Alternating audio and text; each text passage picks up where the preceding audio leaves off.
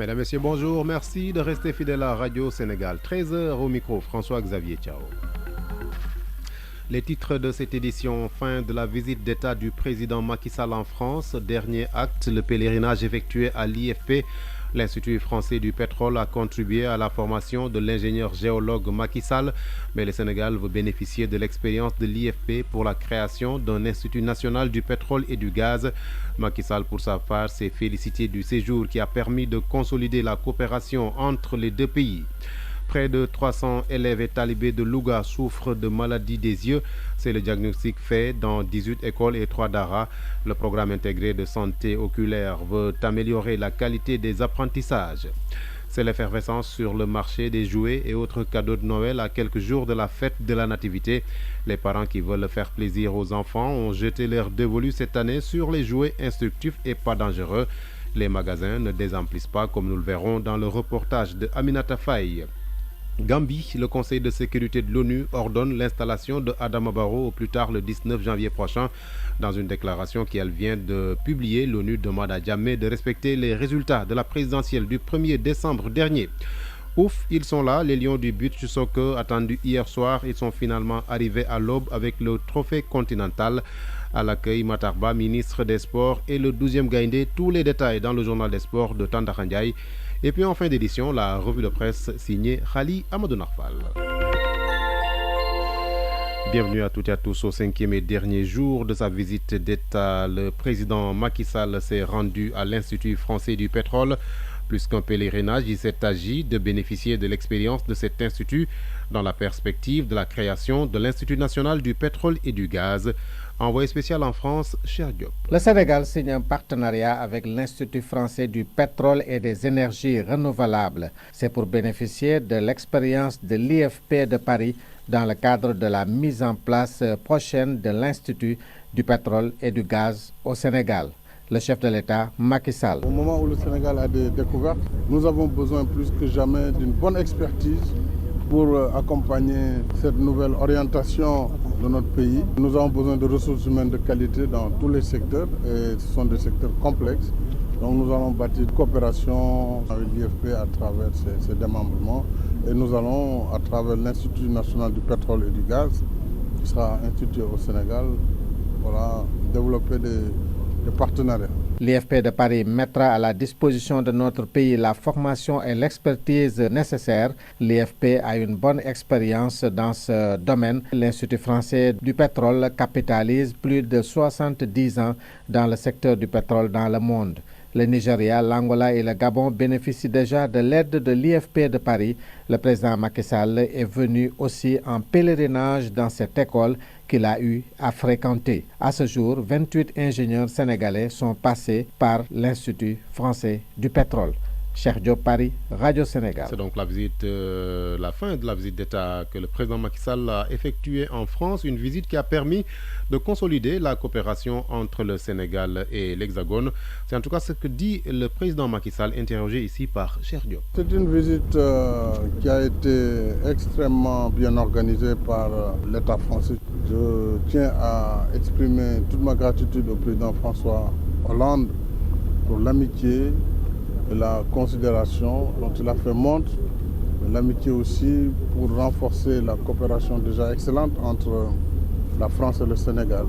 J'ai pu rencontrer l'ensemble des autorités, des institutions, le président de la République lui-même, le Premier ministre, le président du Sénat, le président de l'Assemblée nationale, Madame la maire de Paris. Donc pour le volet institutionnel, j'ai aussi visité des entreprises, notamment l'entreprise Alstom qui va développer le train express régional. J'ai pu aussi avoir une importante activité académique. J'ai été fait docteur honoris causa au Conservatoire national des arts et métiers. J'ai aussi été admis à l'Académie des sciences d'outre-mer et je suis à l'Institut français du pétrole pour amorcer la coopération. Au total donc, c'est une visite réussie. Bien sûr, beaucoup d'accords ont été signés et ces accords permettront d'organiser le cadre d'intervention. Voilà, le président Macky Sall tirant le bilan de sa visite d'État, visite qui a été bouclée aujourd'hui Au 5e jour du séjour en France vers une élaboration d'un document de politique sectorielle de développement du secteur des mines. Il couvre la période 2017-2023. C'est une bonne chose pour contribuer au développement du pays, selon le directeur des mines et de la géologie. Ousmane Cissé l'a dit ce matin à l'atelier de partage de la prévalidation de la lettre de politique sectorielle de développement du secteur des mines. Voici Ousmane Cissé au micro de Demba Diaw. Avec le plan Sénégal émergent, l'industrie des mines constitue une part importante. Nous avons des projets à réaliser pour contribuer donc à l'émergence du Sénégal. C'est dans ce cadre que, donner corps à l'ensemble de ces projets, il a été prévu d'élaborer un document de politique sectorielle dans le secteur des mines. Un comité technique a été mis en place qui réunit l'ensemble des ministères et des acteurs concernés.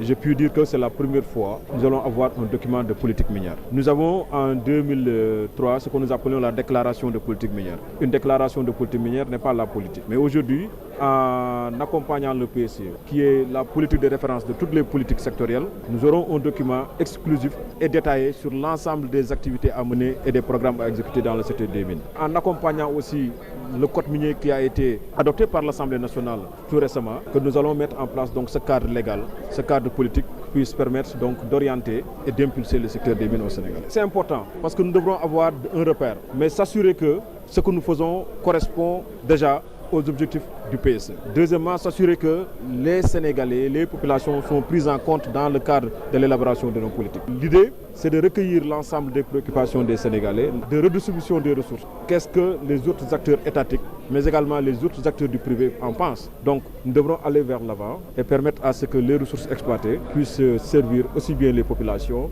l'État que les sociétés minières. Ousmane Cissé, directeur des mines et de la géologie. La vallée du fleuve Sénégal expérimente le système de récépissé d'entrepôt pour se faire une étude sur les activités d'inventaire et d'évaluation des capacités de stockage vient d'être lancée à Saint-Louis. Madindao. Le stockage des produits agricoles dans des conditions permettant de maintenir leur quantité et leur qualité est gage d'une bonne commercialisation. C'est pourquoi la réalisation d'infrastructures aux normes de marché garantit des gains substantiels aux producteurs. Dans la vallée du fleuve Sénégal, où il est attendu 60% des objectifs dans le cadre du programme national d'autosuffisance en riz, le système de récépissé d'entrepôt constitue un atout supplémentaire pour les producteurs. Mokhtar Lar, secrétaire général du ministère du Commerce, du secteur informel, de la consommation, de la promotion des produits locaux et des PME. Le système de récépissé d'entrepôt est basé sur un document, le récépissé, qui garantit à la fois l'existence, la disponibilité, la quantité et la qualité d'une denrée stockée en un lieu sécurisé, l'entrepôt. Le système de récépissé d'entrepôt permet de réduire les postes post-récolte en leur offrant des installations de stockage sûres et certifiées et en leur permettant de surmonter le problème perpétuel de financement. Grâce à l'appui de ses partenaires au développement, l'État du Sénégal est certes passé à la vitesse supérieure ces dernières années en termes de réalisation d'infrastructures de stockage, mais l'existence d'autres supplémentaires sont les bienvenus en vue de sécuriser l'importante production attendue en 2017. Samba Kanté, directeur général de la SAED. Dans le contexte actuel de mise en œuvre du PRACAS, il urge d'augmenter de manière substantielle la capacité actuelle de stockage au niveau de la vallée du fleuve Sénégal dans l'optique d'une meilleure mise en marché du riz label sénégalais. Et cela augure de bonnes perspectives pour le financement de l'agriculture en général et de la chaîne de valeur riz en particulier. L'inventaire des infrastructures de stockage dans le secteur pilote de la vallée du fleuve Sénégal qui démarre ce jeudi durera 20 jours. Saint-Louis, Madindao, RTS. C'est l'adjoint au gouverneur de Saint-Louis chargé du développement qui a présidé les travaux de lancement du système de récépissé d'entrepôt. Saïd Fall réaffirme que l'accès au financement constitue l'une des contraintes majeures pour les acteurs économiques. Voici l'adjoint au gouverneur de Saint-Louis au micro de Madindao. Il est établi que l'accès au financement figure parmi les 3 principales contraintes mentionnées par les acteurs économiques du Sénégal. Cette question constitue un obstacle majeur au développement de l'activité privée, avec près de 80% des demandes de crédit bancaire non satisfaites en raison des garanties insuffisantes. Présentement, entre 10 et 15% des PME ont des encours bancaires auprès d'une institution financière, par rapport à une moyenne d'environ 20% pour l'ensemble de l'Afrique subsaharienne. Moins de 5% seulement des prêts sont destinés à l'agriculture. Les banques actives dans le secteur financent en grande partie les contrats de tierce détention pour l'importation de produits agricoles tels que le riz, le sucre, l'huile de palme et découvrent progressivement les opportunités qu'offrent l'agriculture et l'agro-industrie au Sénégal. Comme on peut le constater donc, du point de vue de l'offre de crédit, il y a encore énormément d'efforts à faire pour répondre aux besoins de financement des entreprises du secteur agricole. C'est pourquoi je voudrais saluer la volonté affichée et les efforts accomplis par le ministère en charge du commerce dans la mise en place d'un système de récépissé d'entrepôt afin de faciliter la commercialisation des produits agricoles au Sénégal, du riz produit dans la vallée du fleuve Sénégal en particulier. Radio Sénégal sur l'ensemble de son réseau synchronisé à 13h11. 280 élèves et talibés des communes de Louga souffrent de maladies oculaires et de vices de réfraction. C'est le diagnostic de dépistage mené dans 18 écoles et 3 daara dans le cadre du programme intégré de santé oculaire. Un programme qui vise à améliorer la qualité des apprentissages à Louga. Ousmane Beng. La santé oculaire en milieu scolaire est un intrant de qualité. Le maintien et la réussite des apprenants ne sont pas garantis pour bon nombre d'enfants pour des raisons liées à des troubles de vision.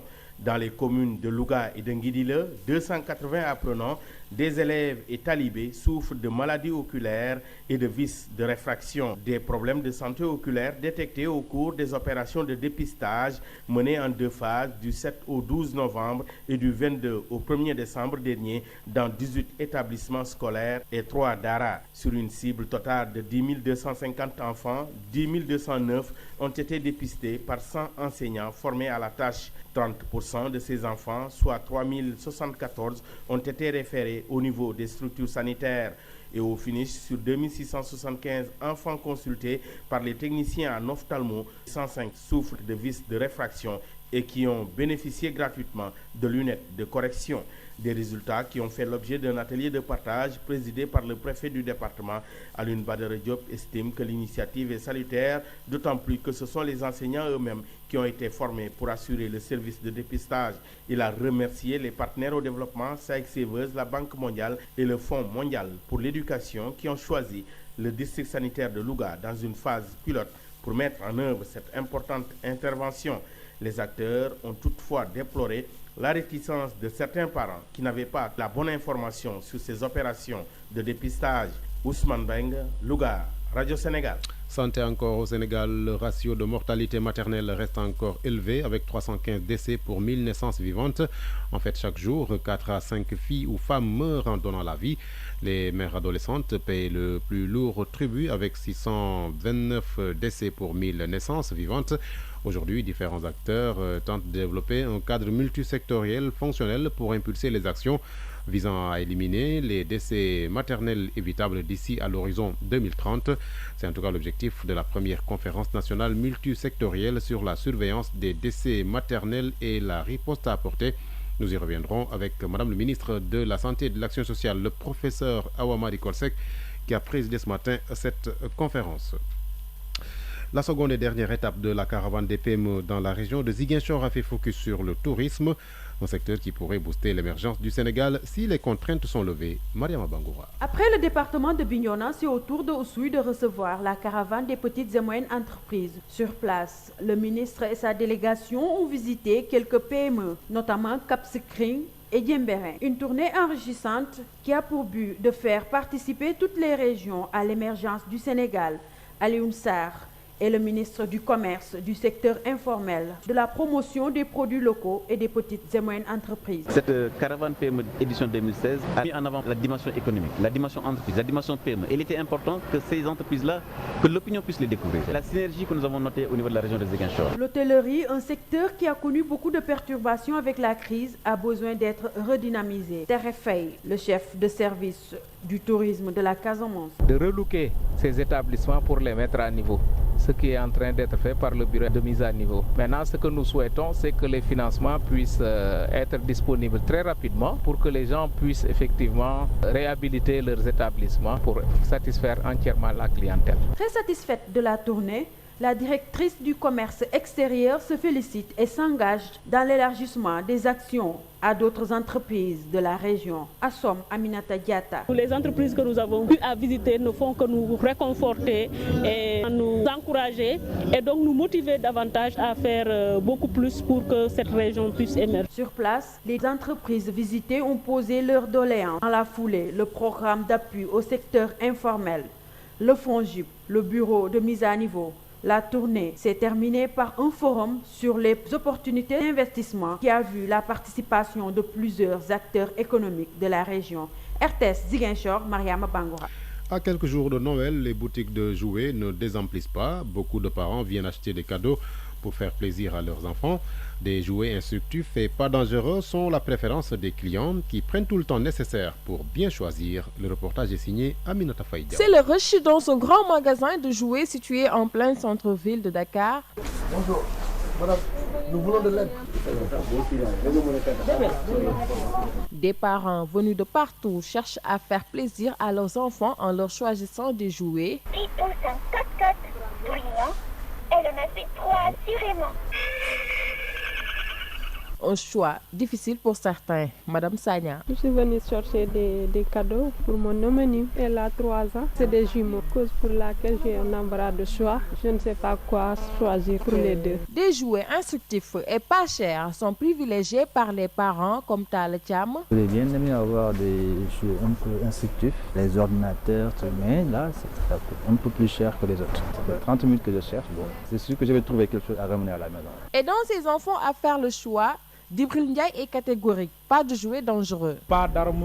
Je tiens beaucoup à l'éducation de mes enfants. Ils sont venus chercher des cadeaux pour se faire plaisir, des vélos, des jouets pour une petite fille. Pour la fille, je vais choisir. Débordés par les clients, les vendeurs n'ont même pas le temps de nous parler. Moi, j'ai vraiment pas le temps. Ils continuent leur marchandage avec les acheteurs pour mieux les satisfaire. Voilà le reportage d'Aminata Faye sur le marché des jouets à quelques jours de la fête de la Nativité. Et puis cette soirée culturelle pour saluer le futur poste de santé du village de Bondié dans la commune de Nibi. La pose de la première pierre sera effectuée lundi prochain en présence des autorités locales. Le monde bouge et vous devez le savoir. C'est pourquoi Radio Sénégal vous tient informé des faits, gestes et paroles qui impactent la marche du monde. C'est géo, c'est politique et c'est international. À 13h18, le Conseil de sécurité de l'ONU ordonne l'installation de Adama Barrow au plus tard le 19 janvier prochain en Gambie. L'ONU demande au président sortant de la Gambie, Yahya Jammeh donc, et aux autres autorités compétentes de respecter pleinement le résultat de l'élection présidentielle du 1er décembre dernier. Le Conseil de sécurité vient de publier une déclaration. Aïssatou Sall. Dans une déclaration faite par le président du Conseil, les 15 ont salué l'implication de l'Union africaine et de la Communauté économique des États de l'Afrique de l'Ouest, CEDEAO, dans la résolution de la crise gambienne et ont réaffirmé leur plein appui aux efforts déployés par les deux organisations pour promouvoir la paix, la stabilité et la bonne gouvernance dans la région. Les membres du Conseil ont ainsi accueilli avec satisfaction et jugé encourageantes les décisions de l'Union africaine et de son Conseil de paix et de sécurité lors de sa 644e séance de reconnaître Adama Barrow comme président élu de la Gambie. Ils se sont également réjouis des décisions prises par la conférence des chefs d'État et de gouvernement de la CEDEAO sur la situation politique en Gambie, notamment celle des chefs d'État de l'Organisation sous-régionale d'Afrique de l'Ouest d'assister à l'investiture du président élu le 19 janvier dans la capitale Banjul. Les initiatives prises par la CEDEAO ont été saluées par les 15, notamment la visite à Banjul le 13 décembre dernier d'une délégation de haut niveau CEDEAO-ONU conduite par la présidente de la République du Libéria et de la présidente de la conférence de la CEDEAO, Ellen Johnson Sirleaf. Visite qui avait pour objet d'assurer une transition pacifique et ordonnée en Gambie. C'est pourquoi le Conseil a à nouveau appelé Yahya Jammeh à respecter la volonté du peuple gambien de procéder à une transition pacifique et ordonnée. Il a demandé aux forces de défense et de sécurité gambiennes de faire preuve de la plus grande retenue pour maintenir le calme à Banjul. Le Conseil de sécurité entend continuer à suivre de près la situation en Gambie et précise que cette déclaration est faite au nom du Conseil de sécurité par son président, le représentant permanent de l'Espagne, qui est à la tête de ce conseil pour le mois de décembre.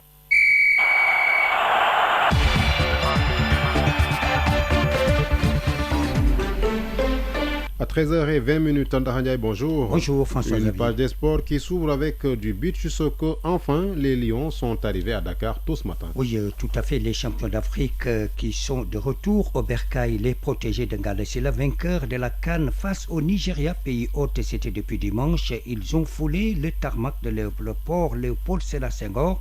C'était vers 6h du matin. Les responsables fédéraux, le ministre des Sports, mais également le 12e Gaïndé, ils étaient tous à l'accueil. Nous écoutons le coach Ngala Silla et Alcine Ndiaye, c'est les meilleurs gardiens du tournoi. Ils sont ici au micro de Bonabadian. On remercie le bon Dieu parce qu'on est bien arrivé. Ça nous fait un grand plaisir aujourd'hui. On n'a même plus les mots pour parler parce qu'à cette période de froid, on va aujourd'hui à cette heure-là, les Sénégalais ici. En l'occurrence, le Premier ministre, ça nous fait un très grand plaisir. En plus, il y a notre président CRC qui est là. On sait que le président il est sorti du territoire. Mais on va, CRC, ça veut dire que c'est l'ensemble du Sénégal qui est là. Il y a l'État, il y a la fédération, il y a les supporters. Donc ça nous fait un grand plaisir. On peut dire que merci au peuple sénégalais. Bon, alhamdoulilah, on remercie le bon Dieu qui nous a facilité la tâche. C'est bien vrai que ce n'était pas facile pour nous. Parce qu'on avait perdu la Coupe d'Afrique lors de l'édition précédente. Et on avait un objectif, c'était d'aller reprendre notre titre de champion d'Afrique. Et on l'a fait, on est très content, alhamdoulilah. C'est la 4e fois que je remporte ce trophée. Mais ce trophée, je le dédie à tout le groupe, car c'est le travail de tout un groupe. Et je les remercie tout le monde. Ce trophée, ce n'est pas le trophée d'Alcine Ndiaye, c'est le trophée de tout un groupe. Voilà, le ministre des Sports, lui, a félicité les Lions à leur arrivée. Matarba qui invite par ailleurs les autres disciplines à prendre exemple sur le beach soccer. Matarba au micro de Benoît Badian. Notre équipe nationale qui nous avait promis de ramener la coupe l'a réalisé. Depuis avant-hier, c'est un plaisir partagé avec l'ensemble des sportifs du Sénégal. Et nous nous sommes mobilisés depuis hier pour attendre l'équipe nationale qui vient d'arriver. Mais qui vient d'arriver avec la Coupe d'Afrique et une qualification pour la Coupe du Monde prochaine de beach soccer, mais aussi avec le trophée de meilleurs joueurs et de meilleurs gardiens. Toute discipline qui fait des résultats force le respect à l'ensemble des décideurs et des responsables des fédérations. C'est le moment de remercier l'ensemble de la Fédération sénégalaise de football, les vice-présidents qui sont là, président Augustin, mais féliciter aussi Chita et l'entraîneur Ngala qui ont fait en tout cas du bon travail. Avec une équipe jeune, mais une équipe engagée. Mais le plus important aussi, c'est le patriotisme de ces joueurs. Quelles que soient les difficultés, quelle que soit en tout cas la densité de la chose, ils ont fixé leur objectif et ils l'ont atteint. Et c'est ce qu'il faut, et c'est ce qu'on demande en tout cas à l'ensemble des disciplines. Voilà, Matarba, ministre des Sports. Merci également à notre reporter Benoît Badian qui n'a pas fermé l'œil de 0h à 7h du matin au stade à l'aéroport Léopold Sédar Senghor. Il a donc bravé le vent, la poussière, mais aussi le froid glacial. Oui, c'est aussi le quotidien d'un reporter parfois. La CAN 2017 au Gabon, Claude Leroy, le coach du Togo, a publié une pré-liste en direction de la préparation. Il a publié ce mercredi une première liste de 25 joueurs, la majorité des cadres habitués à ces éperviers. Y figure Emmanuel Adebayor Thierry, actuellement sans club, mais aussi Serge Gakpé, Alain Romaro, mais également Saïd Floyd Haïté, mais aussi Mathieu Doucevi ou encore Agassa Kossi, le Togo logé dans le groupe C de la Coupe d'Afrique des Nations en compagnie de la Côte d'Ivoire, championne d'Afrique, la RDC et du Maroc, et qui sera en regroupement à Dakar à partir du 1er janvier. C'est pour débuter la préparation de la CAN. Et puis des nouvelles en provenance de Paulé Kouané, et donc décidément ce stade laissera de mauvais souvenirs pour pas seulement avec les Lions de la Teranga, mais aussi l'arbitre ghanéen suspendu pour un mauvais jugement qui a coûté 3 points à l'équipe de Aliou Cissé. L'entraîneur des Bafana a été limogé hier et remplacé par son adjoint Ephraim Machaba, a été sanctionné pour avoir insulté dans les vestiaires le président de la Fédération sud-africaine de football. Retour chez nous pour parler de la 8e journée des Ligues 1 et 2 de football. En ce qui concerne d'abord la Ligue 2, 2 matchs au programme cet après-midi à Demba Diop, 15h30 Duc qui reçoit l'équipe de Ndarguet, 17h30 Yego face à l'équipe de l'Olympique de Ngor. Et puis la suite est fin de la 8e journée dimanche et vendredi. De l'autre côté de la Ligue 1, tous les matchs se jouent à la 8e journée, se joueront donc demain vendredi. Nous avons le temps de revenir sur les résultats. Et puis par ailleurs, le tirage au sort de la Ligue des champions en Afrique. Le premier tour préliminaire, Gorée hérite le Orea Athletic Club de Conakry. En ce qui concerne la Coupe de la CAF, notre représentant Nyariteri fera face à l'équipe camerounaise de APJ-FA Unfu. Et puis football en Europe, vous avez des programmes et résultats. On commence par les matchs de du Calcio italien, la 10e journée de la Serie A à 19h45. Ce soir, Cagliari qui accueille Sassuolo et puis la Fiorentina visitée par Naples. Palerme reçoit Pescara.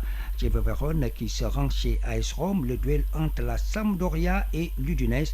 Torino qui joue contre l'équipe de Genoa. A rappelé qu'hier, l'Inter Milan n'a laissé aucune chance à la Lazio de Rome, 3-0. Et nous parlons du football français, la 19e journée de Ligue 1 avec Nice qui est donc leader, qui a fait match nul avec l'équipe de Bordeaux et qui est assuré du titre honorifique, le titre de champion d'automne. Et puis Monaco qui a battu le Stade Malherbe de Caen 2-1. Et puis le Paris Saint-Germain qui a évité surtout cette crise de se poursuivre. Et donc une équipe du Paris Saint-Germain qui a battu l'équipe de Lorient à 5-0 avec la Bundesliga, la 16e journée. Et là, c'est le Bayern Munich, champion, qui donc a joué son dernier match avant la trêve, qui a frappé un grand coup en battant l'équipe de Leipzig, qui est donc dauphin, 3-0. Hertha Berlin, 3e avec 30 points. Donc 4 longueurs du leader s'est imposé à domicile devant l'équipe de Darmstadt, 2-0. Et je termine par cette nouvelle des écoles de football, la 10e édition de la finale du tournoi Georges Chamy, le DT de Marsin Sport. Ce sera le 25 décembre prochain au terrain de la brigade des sapeurs-pompiers de Dieuppeul dans la catégorie pupille et minime. À 10h, le plateau pupille, le coup d'envoi de la finale entre Marsin Sport et l'école de football à Cherniaï. L'invité d'honneur, école de football Omar Diatta de Sébikotane. La fin de la cérémonie à 12h30 et je vous tends le ballon François Xavier Thiaw. Et je joue. Merci Tanda Khandiaye. Dernière note de ce journal, la revue de presse signée Khali Amadou Narfal. Un ex-colonel des douanes dans le collimateur de la redoutable cour de répression de l'enrichissement illicite.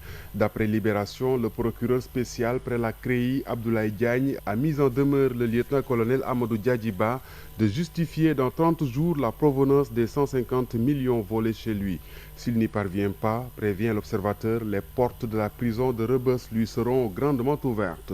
Pour rappel, note l'observateur, cet ancien soldat de l'économie a été victime d'un cambriolage le 29 novembre 2013. Cette mise en demeure est un rebondissement, écrit le quotidien 24 heures, qui rappelle les péripéties d'une rocambolesque affaire qui, devant le tollé général, avait poussé le ministre de l'économie et des finances à ordonner la suspension du douanier, alors en poste dans le très juteux bureau de Dakar Pétrole au port. Et si la tutelle n'avait pas attendu les conclusions de l'enquête interne pour déclencher la machine judiciaire, c'est parce que le montant de 150 millions avait choqué tout le monde. Et l'image du douanier en reprend un autre coup dans Libération qui, éventant l'enquête de police, révèle que Diadjiba possède 5 villas, 4 terrains et un appartement. Un inventaire qui n'est que provisoire d'après mon confrère. Les fonctionnaires sont avertis, clame Libération qui annonce de prochaines mises en demeure. Même son de cloche au journal 24 heures qui promet lui aussi que d'autres têtes vont tomber. Macky Sall, docteur honoris causa, le soleil claironne à sa une et à grand renfort de photos et de sous-titres dithyrambiques la distinction faite hier au président de la République par le Conservatoire français des arts et métiers et l'hommage reçu de l'Académie des sciences d'outre-mer dont Macky Sall est désormais membre associé. Sans compter, poursuit le quotidien national, les honneurs à Matignon où il a été reçu par le Premier ministre Bernard Cazeneuve, audience suivie d'un entretien privé et d'un déjeuner. Je suis heureux d'avoir croisé le chemin d'un juste, réaction à la CNAM du chef de l'État en allusion au fondateur du conservatoire, l'abbé Grégoire, que Macky Sall décrit dans Le Soleil comme un homme des justes causes luttant contre l'esclavage et pour les droits de l'homme. Salle des banquets, l'Obs tente un jeu de mots entre le patronyme présidentiel et la solennité académique qui a prévalu hier dans ce prestigieux établissement parisien qui a eu parmi ses étudiants un certain Mahamad Ben Abdallah Dionne et l'Observateur de reprendre la déclaration empreinte de satisfaction du chef de l'État à l'endroit de la CNAM. Vous m'avez donné un excellent Premier ministre. En revanche, Walf Quotidien, prenant le revers des comptes rendus sous les lambris dorés des institutions parisiennes, fait grand cas de la manif de l'opposition qui, fait remarquer mon confrère, a craché du feu sur Macky. Les manifestants à la tête desquels Déthié Fall de Rewmi et Mamadou Lamine Diallo de Tekki ont déversé leur bile sur l'hôte de François Hollande qu'ils accusent d'avoir livré le Sénégal à la France après avoir livré Karim Wade et Hissène Habré. Quant au quotidien du groupe Avenir Communication, il prend le contre-pied de Walf en faisant état de l'échec de la manif de l'opposition à Paris, douche froide pour Manko Watu Sénégal. Selon le quotidien, le rassemblement Place de la République n'a pas mobilisé 100 personnes. À 13h31, c'est la fin de ce journal. Je rappelle le principal titre, fin de la visite d'État du président Macky Sall en France. Dernier acte, le pèlerinage effectué à l'IFP. L'Institut français du pétrole a contribué à la formation de l'ingénieur géologue Macky Sall. Mais le Sénégal veut bénéficier de l'expérience de l'IFP pour la création d'un Institut national du pétrole et du gaz. Macky Sall, pour sa part, s'est félicité du séjour qui a permis de consolider la coopération entre les deux pays. L'équipe de ce 13h en cabine, Souley Bari, au CEDEM Seyd Nassau, journal réalisé par Olé Likan et Radifal Koulibaly, devant ce micro François-Xavier Thiao. Merci de votre fidélité à Radio Sénégal. Bon après-midi à toutes.